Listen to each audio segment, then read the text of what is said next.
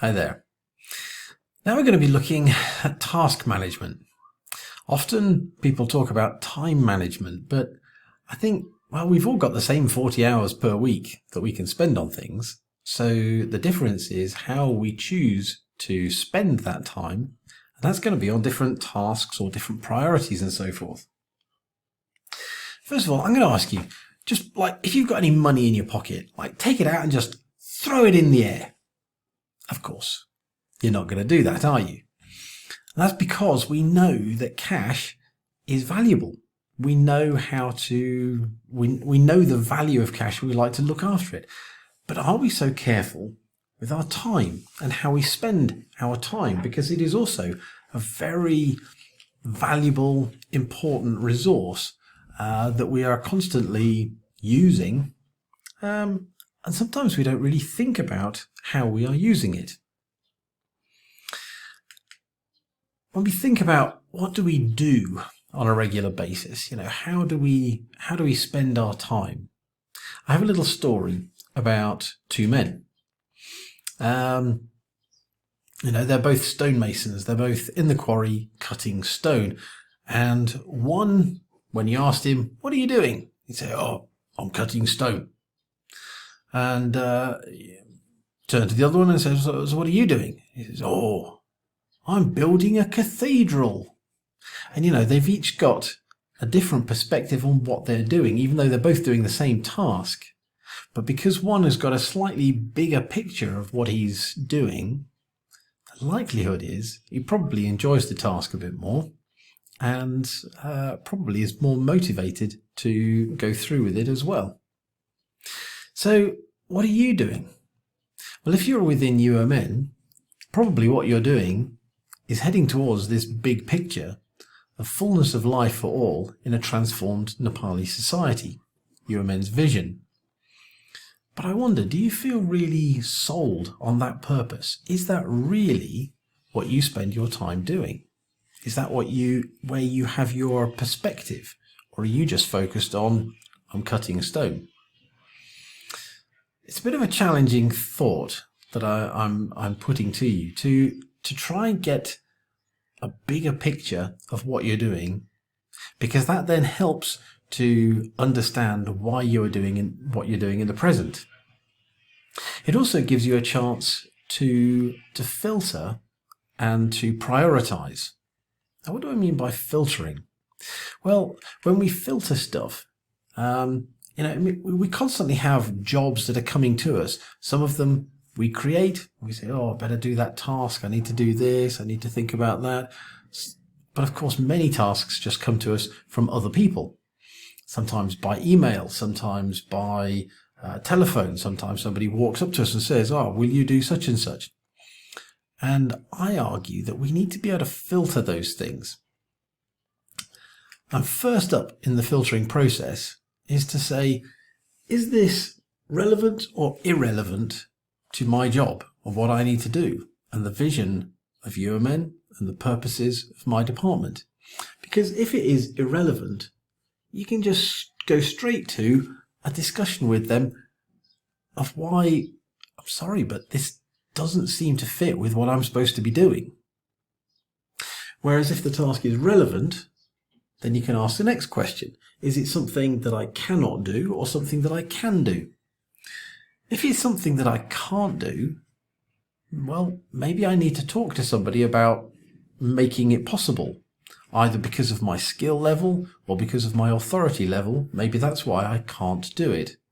And I need to be able to do it because it is a relevant task and it's been given to me. But maybe I can do it. Great. If it's a really quick task, less than 2 minutes, I would say just do it straight away. Don't bother writing it down. Don't bother putting it into some process. Just do it. Get it out of the way. Get on with the next thing. Because these little 2-minute jobs, if we let them build up, then suddenly it becomes a mountain of little 2-minute jobs. So the quick ones, just do them straight away. If it's a bigger task and there's a deadline attached to it, then what you can do is put this into your diary. And we're going to talk more about how to manage a diary based on urgency and importance. We'll handle that a little bit later. Or if it's a bigger task and it doesn't have a deadline, maybe you can add it to your to-do list. And again, we're going to talk about that next. So, to-do lists. Many people have got to-do lists in different ways. Sometimes they just keep it in their head.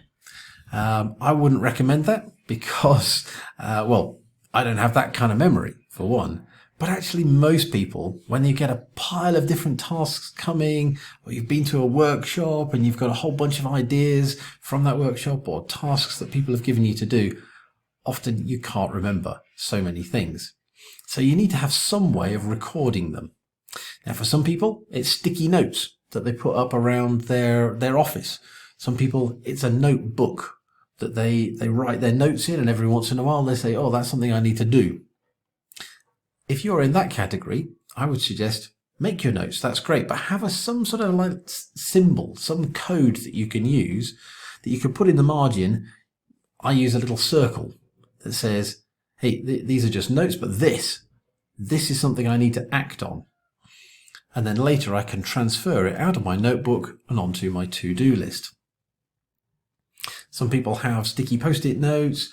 There's all sorts of different ways. You know, it could be a whiteboard that you have in your room, but I would suggest that you want to have some way of structuring your to-do list. So it's not just a list. This is the first job I got. This is the next job. This is the next job. Structure it in some way. Maybe you want to structure it based on, let's say, the main sections of your job description, for example. Now, why? Why would you do this? What's the point in structuring a to-do list?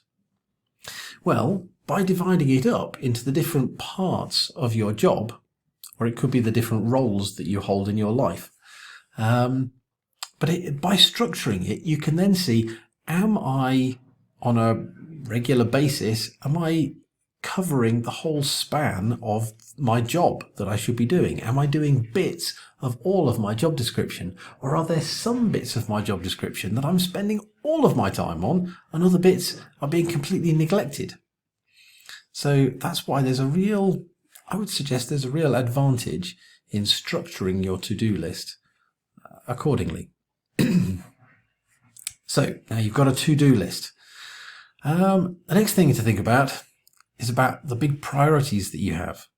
And again, hopefully this is driven either by your job description or by the strategic plan for your department or something similar. But you've got some sort of big picture thing that says, what are the important things in your role? Maybe you know this illustration, but I'm going to tell you anyway. Story about a man with a bucket. Now imagine this man, he's got his metal bucket, and he's got a pile of rocks, he's got a pile of small stones, and he's got a whole lot of sand. And he needs to get these various things into the bucket. Now if you dump the sand in first, it's easy. Dump the small rocks in next, fine, plenty of space, but now the bucket is starting to get quite full. It's about 3/4 full. And now when you come to put the big rocks in, they don't really fit. Now they're kind of like balanced on the top and they're not really inside the bucket. Now if we imagine that this bucket is the amount of time that we have in a week, let's say, then these big important tasks, they don't fit. They're not going to get done. Because there's all this other stuff that comes, all the little jobs, all the telephone calls, all the conversations, all the meetings, all the other stuff that comes along that somehow manages to push out the important things so that we can't get it done in our time frame. So, empty everything back out the bucket. Instead, plan how you're going to do this. Look at the big rocks first and think, those ones have to go in. Let's put the big rocks into the bucket first. Of course they fit. Then you put in the little rocks and they kind of fit around. There's enough space for the little rocks to come in. And then you can pour in the sand, and actually you can get a lot of sand poured in there around the gaps because it then finds its way into all of the little gaps. But you have to put the big rocks in first if you want everything to fit and not overflow from the bucket. So it is when we're planning our time. that if we don't take care of how we plan our time, I would like to guarantee that your time will get taken up with little things, often little things that other people are pushing onto you that are not necessarily your important priorities. Okay, so now let's think about, okay, we've got this bucket picture. So how do we turn this into something very practical? Well, it comes down to planning our tasks. You know, we've got our priorities in our mind, but we still don't really know what they look like. We just know that we have certain priorities in our job or coming from our strategic plan. The trick is to take something like your annual plan or your job description and break it into quarters, so that, like here, I've said, well, these are the main sections in my job description, and these are the 4 quarters of the year. So 3 months, 3 months, 3 months, 3 months. And then I think, well, okay, what do I need to actually do in each of these time periods in order to fulfill this priority? And that gives me a picture of what I need to be doing in each 3-month quarter. Now I've got some real sense of priorities. Hey, this month I need to do this. Next month I can focus on that, and so forth. So, having made my annual plan and broken that down into quarters, then I can be thinking about my weekly plan. And a weekly planner, often I think it is a very good practice to actually do this on a piece of paper. So, you know, here is my weekly plan, where, you know, you list the different days of the week and the time going across here. So it starts at 9 o'clock in the morning, finishes 5 o'clock. And into this weekly plan, you plug in all of the things that are, well, first of all, you put in all the things you've already committed to, the meetings that you have to go to, the conversations that you've already booked and you said, yes, I'll be there for that Zoom meeting or whatever. You put in the things that you're already committed to. Secondly, you put in the things that need to happen before and after those commitments.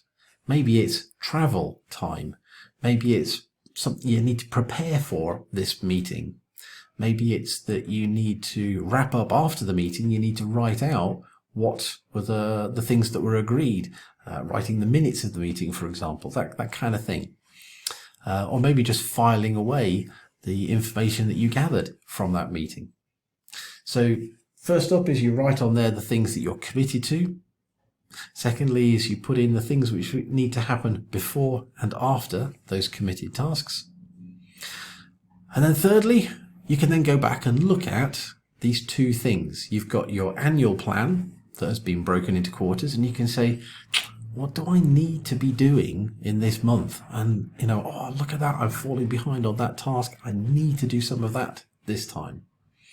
And then you write that into your time plan, and you say, well, here we go. On this morning, I'm going to spend some time on that task. Or it may be that you need to look at your to-do list and you say, are there any things on here that are both urgent and important? Just because something is urgent doesn't necessarily make it important. So you need to look at what is both urgent and important. Those are the things you plug in first.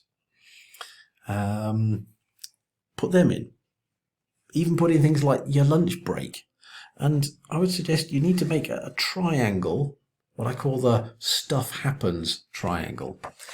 Because in amongst all of this, other stuff is going to come. You know, you're making this plan on Monday morning, but, you know, other stuff is going to happen. And so, you know, it's important to leave some space in well, I call it the stuff happens triangle, so that you as each day passes, you actually plan less into it. So for on Monday, you've got a pretty good idea what you're planning to do.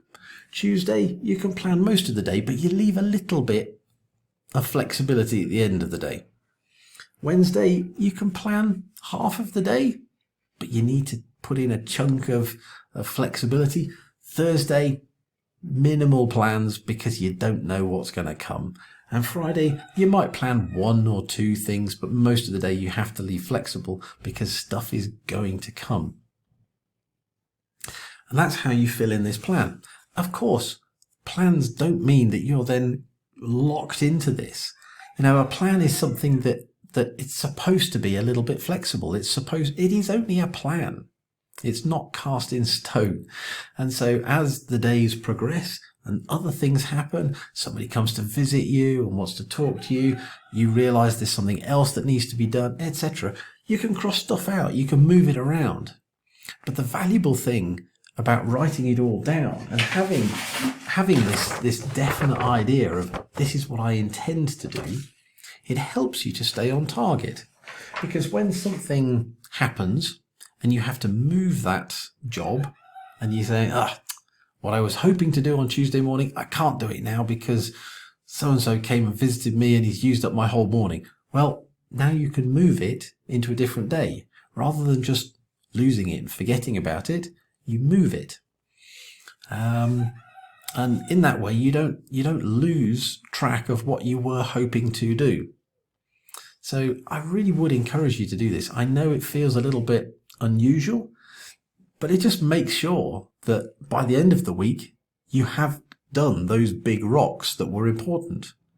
Because otherwise, we just get blown around by all the little sand and little gritty bits that other people push us around with. But actually, we know we have certain rocks that need to get done. So plan them in, and it is more likely to happen.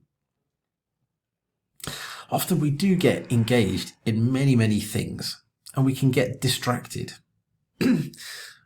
What can we do to avoid distraction and be recentered on what we should be doing?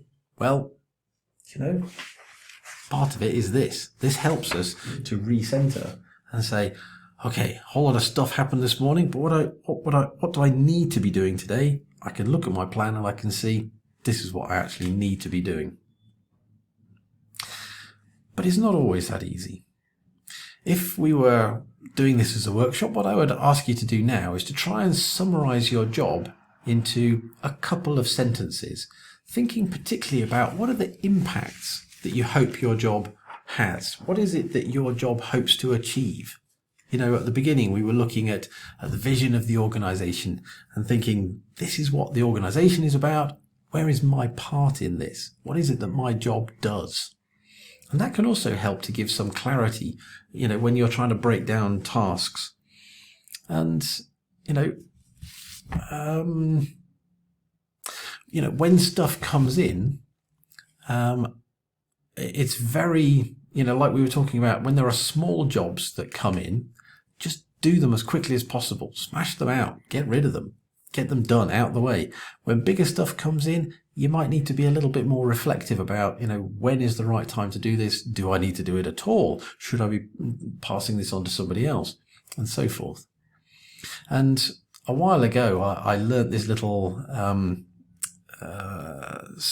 phrase of draft things. So, if something comes in either on paper or in an email, you always have these 5 options. You can either do it straight away, you can refer it to somebody else or delegate it to somebody else. You may need to await further information until you then are able to take an action on it, or you need to file it away, or you need to throw it away. But do one of these 5 as quickly as you can, move the thing, get on with the next thing. Don't let things pile up.